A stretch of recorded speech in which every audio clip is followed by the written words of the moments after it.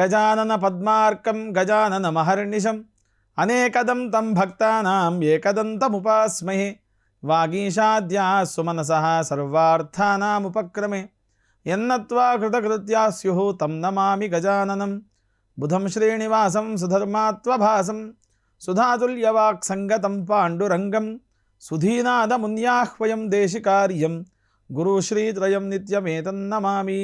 నమో బ్రహ్మాదిభ్యో బ్రహ్మ విద్యా సంప్రదాయకర్తృభ్యో వంశఋషిభ్యో మహద్భ్యో నమో గురుభ్యః. నారాయణం నమస్కృత్య నరం చైవ నరోత్తమం దేవీం సరస్వతీం వ్యాసం తతో జయముదీరయేత్. స్వస్త్యస్తు సదాం సన్మంగళాని సంతు. వక్తశ్చ శ్రోతॄణాం నిత్యం ఏకైకశ్లోకశ్రవణ పఠనమాత్రేణ కలికల్మషాపనోదయ పటుతరే వేద కనక కథా ప్రస్తూయతే. వ్యాసాయ విష్ణురూపాయ వ్యాసరూపాయ విష్ణవే నమో వై బ్రహ్మనిధయే వాసిష్ఠాయ నమో నమః. ఈటీవీ లైఫ్ ఆధ్యాత్మిక ఛానల్ వీక్షిస్తున్నటువంటి ప్రేక్షకులకు స్వాగత నమస్కారాలు తెలియచేస్తూ, వేదసారంలోని గత ధారావాహికలో వైష్ణవి వారుణి అనేటువంటి శాంతులు రెండు వాటి యొక్క విధానం గురించి, అసలు ఎందుకని మానవ జీవితంలో అనిత్యాని శరీరాని విభవో నైవ శాశ్వతః నిత్యం సన్నిహితో మృత్యు కర్తవ్యో ధర్మ సంగ్రహ. ఈ భోగభాగ్యాలు అనుభవించేటువంటి శరీరం నిత్యమైనటువంటిది కాదు. ఎల్లప్పుడూ కూడా అత్యంత స్నేహంగా ఉండేటువంటి మృత్యువుకు సొంతమైనటువంటిది ఈ దేహం.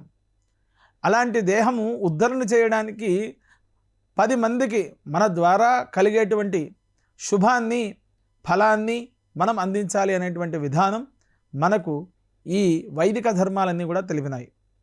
50-55 రెండు వయస్సులు కలిగినటువంటి 55 సంవత్సరాలు 50 సంవత్సరాలు వైష్ణవి వారుని అనేటువంటి శాంతులు రెండు కూడా ఆచరించాలి అని. ఆ తర్వాత 60 సంవత్సరాలని షష్ఠి మహోత్సవము అని అంటున్నాం. షష్ఠి అబ్ది అనగా 60 సంవత్సరాల కాలం. ఇక్కడ ఎలా ఉంటుంది కాలము అనేది, ప్రతి నెల మనకు 30 రోజులు సగటు కాలంగా మనం లెక్క వేస్తూ ఉన్నాం. ఈ 30 రోజులకు 30 తిథులు ఉన్నాయి. పాడ్యమి, విదియ, తదియ, చవితి, పంచమి, షష్ఠి, సప్తమి, అష్టమి, నవమి, దశమి, ఏకాదశి, ద్వాదశి, త్రయోదశి, చతుర్దశి, అమావాస్య లేక పౌర్ణిమ అంటూ కృష్ణపక్షంగా పూర్వపక్షము, అపరపక్షము, శుక్లపక్షము, కృష్ణపక్షంగా ఏర్పడుతూ ఉంది.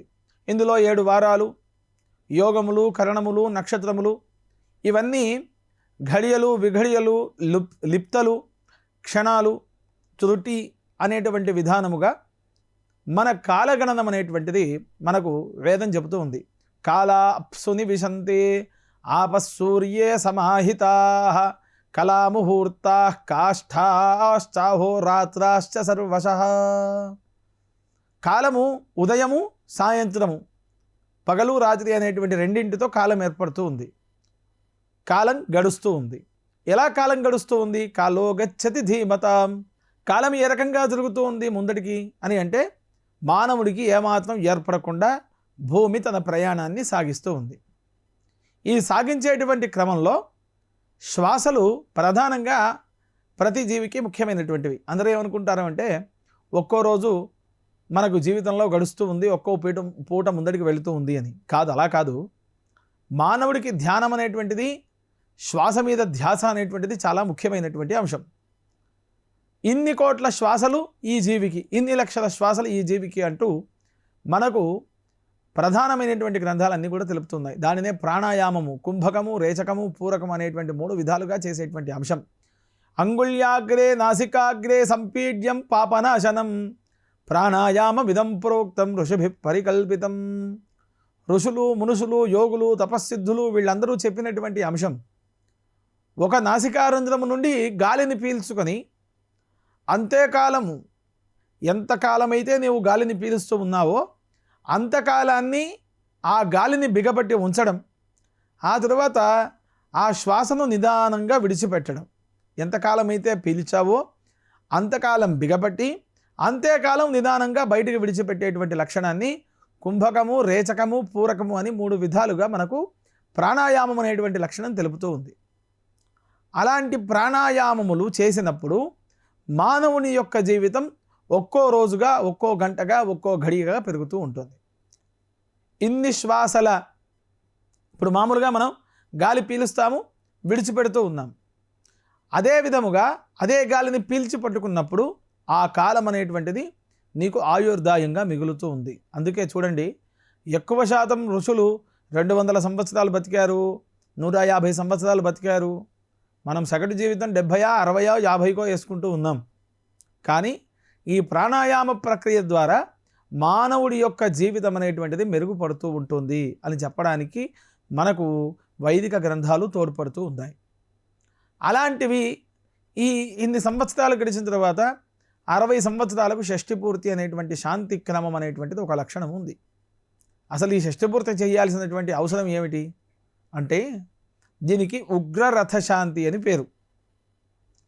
మనిషి పూర్వ వయస్కుడిగా ఉన్నప్పుడు కేవలం కుటుంబ బాధ్యతలు మాత్రం తన భుజాన మీద వేసుకొని సాగిస్తూ ఉండాలి. కానీ ఉత్తర వయస్సులో ఎప్పుడూ భగవదారాధన, భగవత్ చింతనే ఉండాలి. భగవంతుడు అంటే ఎక్కడో నిరామయమైనటువంటి రూపమో, నిరాకారమైనటువంటి రూపమో, ఆకారమైనటువంటి విధానంలో అర్చన చేయడము, లేక లక్షలు పోగు చేసి పెట్టుకొని ఎక్కడికో వెళ్ళి తీర్థయాత్రల పేరిట ఖర్చు పెట్టడము అనేటువంటిది వేదం చెప్పలేదు. వేదం చెప్పింది ఏంటి అంటే, ప్రకృతితో సమానమైనటువంటి జీవనాన్ని అనుభవించు. ఇప్పుడు చూడండి, మనము గత ధారావాహికలో పూర్ణకుంభం అనేటువంటి అంశం గురించి చెప్పుకున్నాం. వృక్షరాజ సముద్భూతాహ అని. వృక్షములు ప్రకృతి ఎంత దగ్గరగా ఉంటే మానవుడు అంత అద్భుతంగా బతకగలుగుతాడు. చెట్లు లేనటువంటి జీవితం ఒక జీవితం అనేటువంటిది కాదు, అది జీవనం కోల్పోయినటువంటిది అవుతుంది. ఎప్పుడు కుంగిపోవడమో, పచ్చని పొలాల మధ్యలో లేక వనము మధ్యలో జీవించేటువంటి వాడు ఎప్పుడూ సుఖంగా, సంతోషంగా జీవించగలుగుతాడు. ఎందుకు అంటే, మనిషి యొక్క జీవితంలో ఆ ఆకుపచ్చ అనేటువంటి రంగు మెదట్లో పడి తన యొక్క జీవనమంతా కూడా సుభిక్షం అయ్యేటట్టుగా చేస్తూ ఉంటుంది. అలాంటివి 60 రకాలైనటువంటి వృక్షములను నాటాలి. ఒక్కో పుట్టినరోజుకి, ఒక్కో జన్మదినానికి ఒక్కొక్క వృక్షం నాటిన 60 సంవత్సరాలకు 60 వృక్షాలు అవుతాయి. మానవుడు శ్వాస తీసుకోవడానికి కనీస పక్షాన ఒక 15 వృక్షాలు అవసరం. ఒక మానవుడికి ఆక్సిజన్ లాగా శ్వాస ప్రాణవాయువుకి ఒక 15 వృక్షాలు సగటున అవసరం. అలాంటి వృక్షాలను మన కోసం కాకపోయినా మన తర్వాత తరానికైనా లేక పశుపక్షాదుల కోసమైనా మనము వాటి యందు ప్రేమ కలిగి, భూతదయ కలిగి మనం నాటేటువంటి ప్రయత్నాన్ని మనం ఆచరించాలి. ఎక్కడైతే వృక్షాలు బాగుంటాయో ఆ ప్రాంతం అంతా కూడా చల్లగా ఉంటుంది. అక్కడే వర్షాలు ఎక్కువగా పడుతూ ఉంటాయి, పంటలు సమానంగా వస్తూ ఉంటాయి. ఎండతాపానికి ఈ వృక్షముల యొక్క చల్లదనం వలన తాను తాపానికి గురి కాకుండా ఉంటాడు. మనమే కాదు, దారి వెంట నడుచుకొని వెళ్ళేటువంటి వాడు 10 నిమిషాలు కూర్చొని సేద తీరినా ఆ పుణ్యం అనేటువంటిది మనకు వస్తుంది. ఇది పుణ్యకార్యం. ఇలాంటి పనులు చేయాలి. దీనికి ఈ ఉగ్రరథ శాంతిని ఏ రకంగా చేసుకోవాలి, ఏ విధానంగా చేసుకోవాలి అని మనకు శాంతికి సంబంధించినటువంటి గ్రంథాలు మనకు అనేక రకాలుగా తెలుపుతూ ఉన్నాయి. యోగిని మాతృకావాస్తు క్షేత్రపాలగ్రహాదిభిః సర్వతో భద్రయుక్తాసాః వయశ్శాంతి ఫలప్రదా.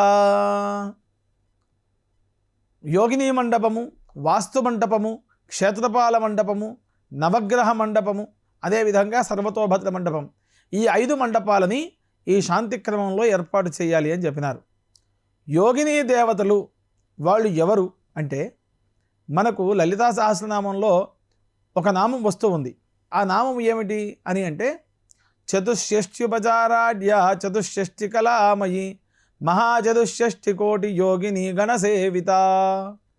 ఆ లలితా త్రిపుర సుందరి అమ్మవారు 64 కోట్ల గణాలు కలిగినటువంటి యోగిని దేవతలు నిన్ను సేవిస్తూ ఉన్నాయి అని మనకు అక్కడ ఆ యొక్క వాక్యానికి అర్థంగా తెలుస్తూ ఉంది.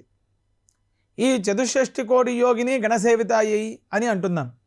ఈ చతుష్షష్టి కోటి యోగినీలు వాళ్ళు ఏ రకంగా ఉంటారు, వారి యొక్క లక్షణం ఏంటి, 64 మందా, 64 కోట్ల మందా, లేక 64 కోట్ల గణాలా అనేటువంటి ప్రశ్న వచ్చినప్పుడు, ఈ ప్రాంతానికంతా వేదానికి, శాస్త్రానికి, ధర్మానికి మూలమైనటువంటి ప్రాంతం వారణాసి. ఆ పట్టణంలో గంగా నదీ ప్రవాహానికి అవతల వైపు కూర్చున్నటువంటి పండిత చర్చలో ఈ ప్రశ్న వచ్చింది.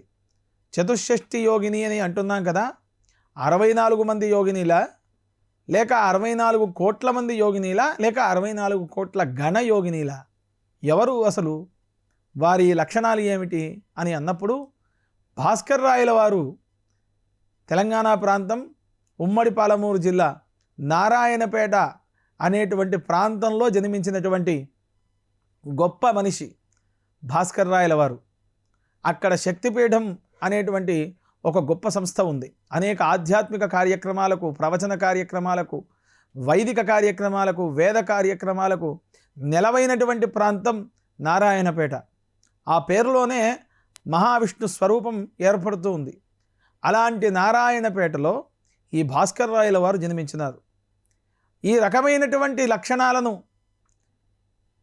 సంధి వచ్చి అక్కడ యుద్ధ వాతావరణం నెలకొంటూ ఉంది, తర్కమైనటువంటి ప్రాంతం ఏర్పడుతూ ఉంది, తర్కంగా సాగుతూ ఉంది. మరి ఏం చేయాలి అన్నప్పుడు ఇక్కడి నుండి వారణాసికి వెళ్ళినటువంటి భాస్కర్ రాయల వారు చెప్పినటువంటి అంశం ఏమని చెప్పినారు? రేపు మధ్యాహ్నం 12 గంటలకు అందరూ గంగా ప్రవాహం వద్దకు రండి, అక్కడ ఎన్ని గణాలు ఉన్నాయో ఆ గణాలనందరినీ మీకు చూయించే ప్రయత్నం చేస్తాను నేను అని ఆయన ఒక ప్రమాణాన్ని చేసి అక్కడి నుంచి వెళ్ళిపోయినారు. ఆ పూట గడిచి తెల్లవారి ఉదయమే అక్కడికి వెళ్ళినారు. మాధ్యాహ్నిక సంధ్యాకాలం వచ్చింది. అందరూ అక్కడ అర్ఘ్య ప్రధానాన్ని విడిచిపెడుతూ ఉన్నారు. హంసశుచిషద్వసురంతరిక్ష సద్ధోత వేదిషదధిర్దురోణసత్ నృషద్వరసదృదసద్వ్యో మసదబ్జా గోజారుతజా అద్రిజ ఋతం బృహతు అని అర్ఘ్య ప్రధానాన్ని విడిచిపెట్టి మాధ్యాహ్నిక సంధ్య అందరూ ఆచరించిన తర్వాత ఆ గంగలో ఒక్కొక్క దేవత లేస్తూ నమస్కరిస్తూ నేను ఫలానా యోగిని, దివ్యయోగిని, మహాయోగిని, సిద్ధయోగిని, వేతాళికా యోగిని, మాహేశ్వరి యోగిని, కౌమారి యోగిని అంటూ ఇలా 64 మంది యోగినీలు లేచి నమస్కారం చేసి వారి వారి పేర్లను చెప్పినారు అని మనకు భాస్కర్ రాయల వారు ఈ యొక్క లలితా సహస్రనామ భాష్యాన్ని రాస్తూ మనకు చెప్పినటువంటి అంశం. ఒక్కొక్క యోగినికి ఒక్కొక్క కోటి గణం, ఒక్కోటి మంది ఆ యోగిని వెంట ఉంటారు. దివ్యయోగిని, మహాయోగిని, సిద్ధయోగిని అని ఈ రకమైనటువంటి పేర్లతో. ప్రసిద్ధమేవాధ్వర్యుర్దక్షిణేన ప్రపద్యతే ప్రతిప్రస్థాతోత్తరేణ తస్మాదాదిత్య షణ్మాసో దక్షిణేనైతి షడుత్తరేణ. ఈ విధముగా 64 మందికి అర్చనలు చేయాలి. అవి ఏ రకమైనటువంటి అర్చనలు చేయాలి అంటే 64 ఉపచారాలు ఉన్నాయి. ఆ రకమైనటువంటి ఉపచారాలను అక్కడ ఆచరించాలి. చతుషష్ఠి ఉపచారాఢ్య చతుషష్ఠి కళామయి, 64 కళలు, 64 ఉపచారాలు, 64 కోట్ల గణాలు, 64 దేవతలు. వీళ్లకు ఈ రకమైనటువంటి 64 సంఖ్యతో అక్కడ ఆరాధనను యోగిని మంటపానికి చెయ్యాలి. చేసి అక్కడ బలిప్రదానాన్ని ఇవ్వాలి. జయ, విజయ, అపరాజిత, అజిత అని ఈ రకంగా ఉంటాయి. దేవీ స్థిస్రస్థిస్రో దేవీ పతిమింద్రమవర్ధయన్ అస్పృక్షద్భారతీ దివం రుద్రైర్యజ్ఞగుం సరస్వతి ఇడా వసుమతి గృహాన్ వసువనే వసుధేయస్య వియందు యజా చతుషష్ఠి యోగిని పరివృతాః. మహాకాళీ, మహాలక్ష్మి, మహాసరస్వత్యో దేవతాః. ఈ చతుషష్ఠి యోగిని పరివృతాలకు అధినాయకులైనటువంటి వాళ్ళు, అధినేత్రులైనటువంటి వాళ్ళు కాళీ, లక్ష్మీ, సరస్వతులుగా భావించి మనం ఇత్యాది ఉపచారాలన్నీ కూడా చెయ్యాలి అని మనకు ఈ గ్రంథములు తెలుపుతూ. ఆ తర్వాత వాస్తుమంటపం. ఇందులో ఈ వాస్తుమంటపారాధన నేటి తరంలో ఏమవుతోంది అంటే వాస్తుమంటపానికి పూర్ణాహుతి అనేటువంటి లక్షణం లేదు. పూర్ణాహుతి అంటే కేవలం ఆజ్యం వేసి పూర్ణాహుతి చేయడమే వైదికం చెప్పినటువంటి అంశం. ఇంత పెద్ద మూటలు కట్టుకొని ఆ యజ్ఞేశ్వరంలో వేస్తే అందులో నుండి ఉత్పత్తి అయ్యేటువంటి ధూమము వల్ల వాళ్ళకు అనేకమైనటువంటి రోగాలు వచ్చేటువంటి ప్రమాదం ఉంది. పూర్ణాహుతిని ఏ రకంగా చేయాలి, దాని లక్షణం ఏమిటి అనేటువంటి విధానం తెలుసుకోవాలి. ఆ అగ్ని ఉపాసన లేనటువంటి వాళ్ళు ఏదో చీరలను మడతబెట్టి ఆ ఫలాలను అందులో వేయాల్సినటువంటివన్నీ వేయకుండా కొత్త కొత్త ద్రవ్యాలు, ఎక్కువగా వచ్చేటువంటి ద్రవ్యాలను ఏదో సామాజిక మాధ్యమం ద్వారా అందరికీ ఉపయోగపడాలేమో అనేటువంటి ఆతృతతో చేయాల్సినటువంటి తప్పులన్నీ కూడా చేస్తూ ఉన్నారు. వివాహాది క్రియా సర్వే శాలాయాం వాస్తు హోమచ వ్రతబంధే చ మోక్షే చ పూర్ణాహుతిం నకారయేత్. ఎక్కడ పూర్ణాహుతి చేయాలి, ఎక్కడ పూర్ణాహుతి చేయకూడదు అనేటువంటి లక్షణం మనకు వైదికం కపర్దికారికలు చెబుతూ ఉన్నాయి. వివాహానికి చేసేటువంటి హోమాలకు పూర్ణాహుతి ఉండదు. శాలా హోమం వాటికి పూర్ణాహుతి ఉండదు. వాస్తు హోమం పూర్ణాహుతి ఉండదు. వ్రతబంధం అనగా మనం చేసుకునేటువంటి ఉపనయన కార్యాలకు వాటికి పూర్ణాహుతులు ఉండవు. అదే విధముగా మోక్షేచ అంత్యేష్టి విధానానికి కూడా పూర్ణాహుతి లేదు. పూర్ణాహుతి అంటే మొత్తం సమర్పించడమే. గృహంలో ఇకపై ఏ శుభాలు ఏ అభివృద్ధి కార్యాలు జరగకూడదు అంటే ఈ పూర్ణాహుతి అనేటువంటిది చేయాలి. ఇంకా అభివృద్ధి పథంలో నడవాలి అంటే పూర్ణాహుతి చేయకూడదు అని మనకు వాస్తు గ్రంథం తెలుపుతుంది. ఇది ఎందుకు చేయాలి, అసలు ఈ వాస్తు మంటపారాధన ఎందుకు చేయాలి అనేటువంటి ప్రశ్న మనం వేసుకుంటే అక్కడ చెప్తూ ఉన్నారు సంకల్పంలో, ఏతత్ ప్రాసాదాది అవిచ్ఛిన్న భూమి అధిష్ఠిత దేవతాపరోధ నివృత్తి ద్వారా. ఒక గూడు నువ్వు కట్టుకోవాలి అంటే ఎన్నో గూళ్ళు చెడగొడుతున్నావు.